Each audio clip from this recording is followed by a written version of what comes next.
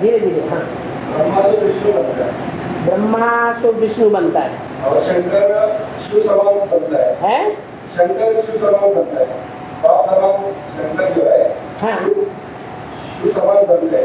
हाँ, उस ब्रह्मा से विष्णु एक मूर्ति है और शंकर को शिव जो है एक मूर्ति होगा, दो ही मूर्ति होगा ना होगा।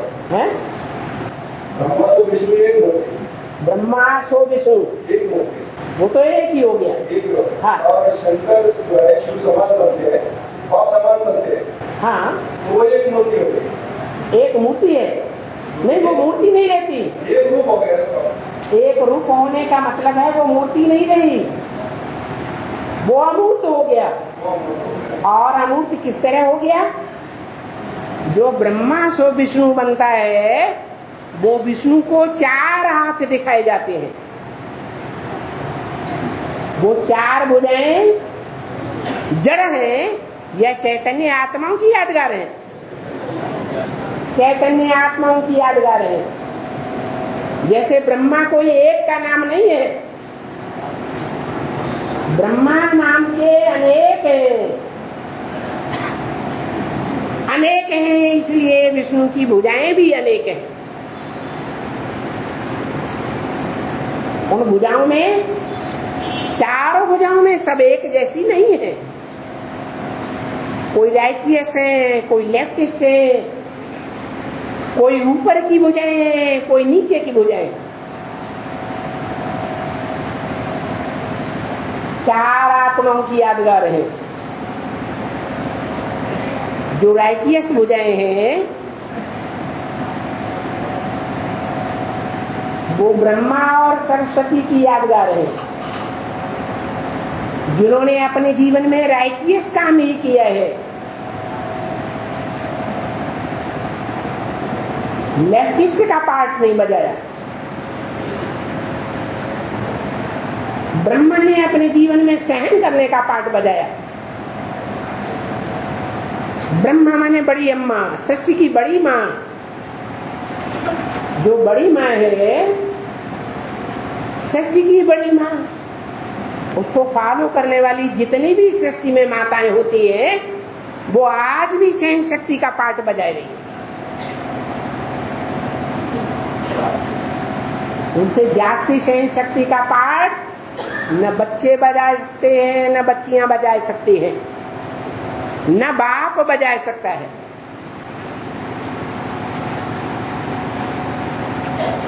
तो ब्रह्मा राइटियस भुजाओं के रूप में और सरस्वती भी राइटियस भुजा के रूप में।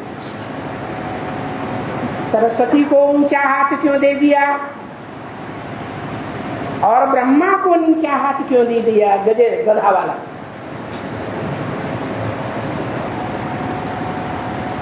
गदा में ज्यादा तीखी धार होती है या तलवार में ज्यादा तीखी धार होती है? तलवार में तीखी धार होती है, गदे की धार तीखी नहीं है, मोटी मार मारता है। हर बात में ड्रामा, कुछ भी हो जाए ड्रामा। ये ड्रामा का गदा है। सरस्वती तो ज्ञान ज्ञानेश्वरी थी, ब्रह्मा को फॉलो किया, लेकिन ज्ञान का मनन चिंतन मंथन ब्रह्मा का चलता था या सरस्वती का चलता था? एक ज्ञान का पॉइंट पकड़ करके घंटों वाणी चलाती, एक पॉइंट का इतना विस्तार कर देती। मनन चिंतन मंथन करने में सरस्वती फंस गई, इसलिए राइटियस भुजाओं में ऊपर की भुजा दिखाई गई। क्यों फंस गई? क्योंकि सरस्वती ने एक ज्ञान का पॉइंट ऐसा निकाला जिसका बेशकीमती सानी कोई दूसरा पॉइंट हो ही नहीं सकता। क्या पॉइंट निकाला? ज्योति बिंदु है, अणुरूप है, अति सूक्ष्म है, तो आत्माओं का बाप भी जरूर सूक्ष्म होगा, ज्योति बिंदु होगा।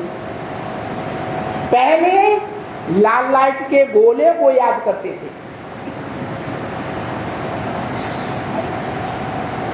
फिर लाल लाइट का गोला याद करना बंद कर दिया। क्या किया? लाल लाइट के गोले में बिंदु लगाया, तो ज्योति बिंदु को लाल लाइट के गोले में याद किया, साकार में निराकार। ये ज्ञान सरस्वती माता ने निकाला, ब्रह्मा ने नहीं निकाला। इसलिए सरस्वती की भुजा ऊपर दिखाई गई और विष्णु की लेफ्टिस्ट भुजाओं में लेफ्टिस्ट क्यों दिखाया गया? ऊपर की भुजा है शंख, शंख दिखाया है, ज्ञान का शंख सारी दुनिया में फूंक दिया।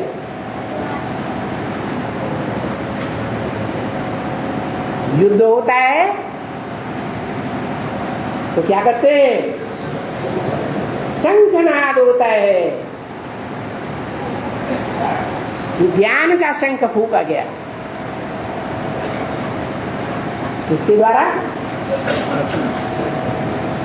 पवित्र आत्मा के द्वारा या पवित्र आत्मा के द्वारा? पवित्र आत्मा के द्वारा।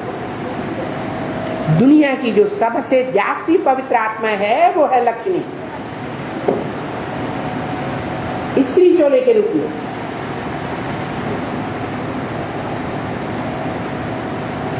लक्ष्मी के ही बचपन का नाम राधा था। राधा चंद्रवंश से आती है और कृष्ण सूर्यवंश से होता है। इसलिए चंद्रवंशी जो राधा है वो शीतल स्वभाव वाली है। अपनी भारतीय परंपरा में पुरुष की जो शादी होती है, पुरानी परंपराएं ऐसी थी, आज तो विदेशियों के प्रभाव में सब परंपराएं टूट गई, कि पुरुष ऊंच कुल का देखा जाता था और स्त्री नीचे कुल से देखी जाती थी। तो कृष्ण सूर्यवंशी और राधा चंद्रवंशी दोनों का मेल होता है तो बड़े होकर के नारायण नारायणी बनते हैं। तब गायन होता है, हे कृष्ण नारायण वासुदेव।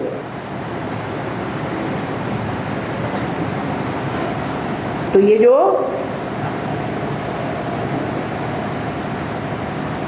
प्रवृत्ति मार्ग बना स्त्री और पुरुष का,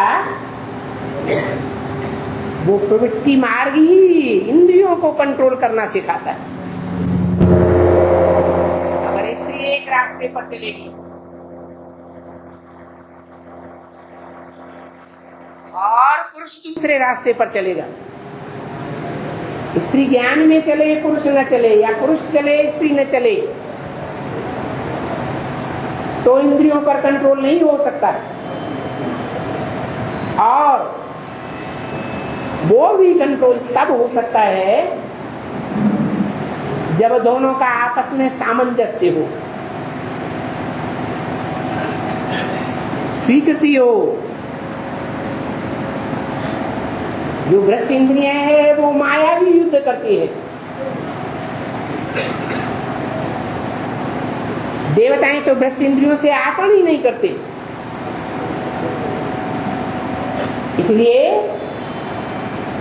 लक्ष्मी की भुजा लेफ्टिस्ट में दिखाई गई है।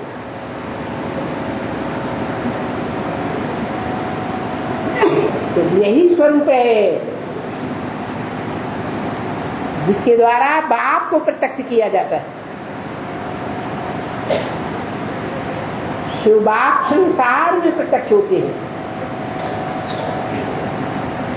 शिव के मंदिर में यादगार है, और वो शिव के मंदिर संसार में सबसे जास्ती तादाद में बने हुए। सबसे जास्ती पुराने मंदिर भी शिव के हैं।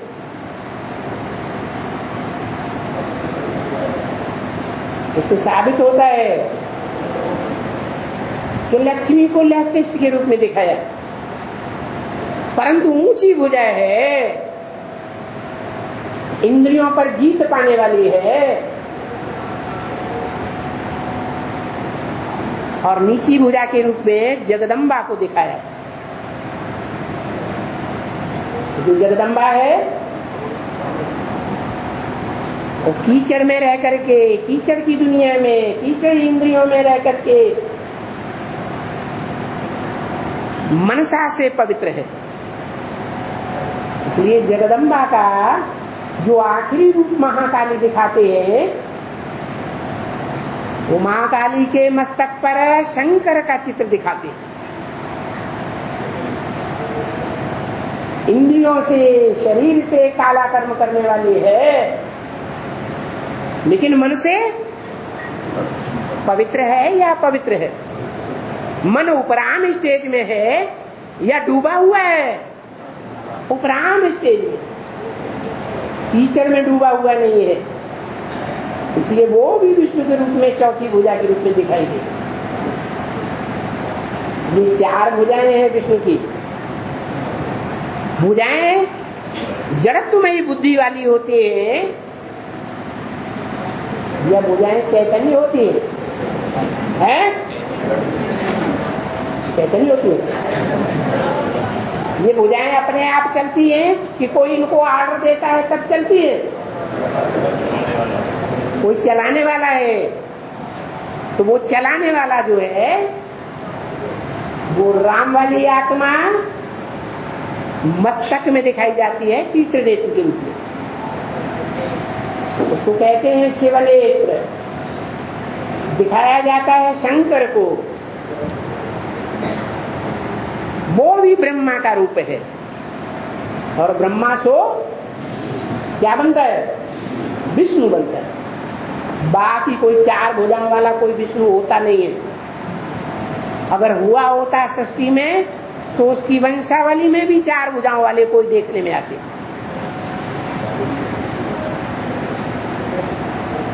विष्णु से तो समझने के लिए ये प्रवृत्ति मार्ग का रूप है, जिनके स्वभाव संस्कार एक हो जाते हैं।